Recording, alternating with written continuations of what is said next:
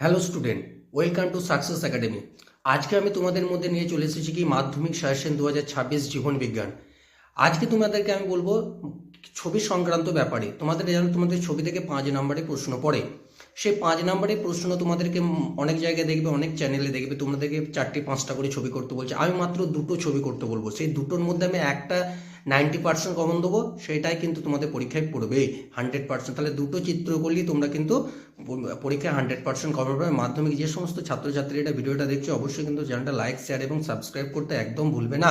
এবং তোমাদের এই দুটো চিত্র কি কেমন আকারে আসে না, 5 নম্বরে পড়ে 3+2 আকারে।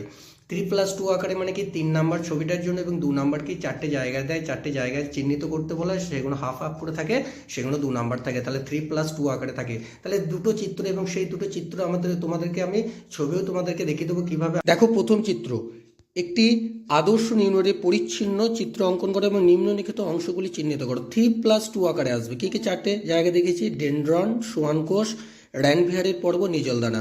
আমি তোমাদেরকে মোস্ট 4টে দেখিয়েছি, আরও কিন্তু অনেক জায়গা আছে, সেই জায়গাগুলো তোমাদেরকে প্র্যাকটিস করে যেতে হবে। তাহলে তোমাদের কী আকারে ছবিটা পড়বে? 3+2 আকারে, অর্থাৎ 3 নম্বর ছবিটার জন্য, মানে ছবিটা যেভাবে আঁকছো তার জন্য, সুন্দরতার জন্য। আর 2 নম্বর হচ্ছে অবশ্যই তোমাদের জায়গাগুলো 4টে জায়গা হাফ হাফ করে, প্রত্যেকটা হাফ হাফ করে 2 নম্বর আসবে, ঠিক আছে?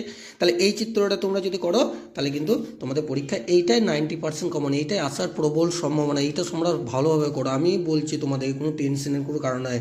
5টা 6টা ছবি করার কোনো দরকার নেই। কেবলমাত্র এই একটা ছবি যদি করো সেটাই হয়ে যাবে। আর একটা ছবি তোমাদেরকে আমি ব্যাকআপ হিসেবে দিচ্ছি।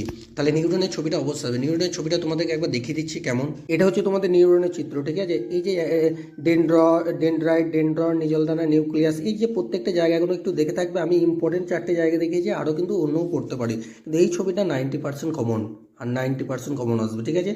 চলো এরপর আরেকটা নিউরনের পাশাপাশি এই ছবিটা দেখে দিয়ে যেতে পারো। একটি প্রতিবর্ত চাপের চিত্র অঙ্কন করো এবং অংশগুলি চিহ্নিত করো 3+2 আকারে।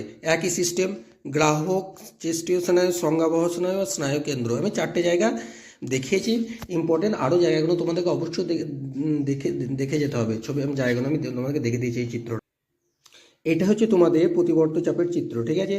এই চিত্রটা তোমাদের এই প্রত্যেকটা জায়গায় সুষুম্নাকাণ্ড, শেষ বস্তু, কেন্দ্রীয় নালী, তারপর হচ্ছে সেন্সরি নিউরন, এই সমস্ত জায়গাগুলো কিন্তু তোমাদেরকে দেখতে হবে এবং এই ছবিটা আঁকতে হবে তোমাদেরকে।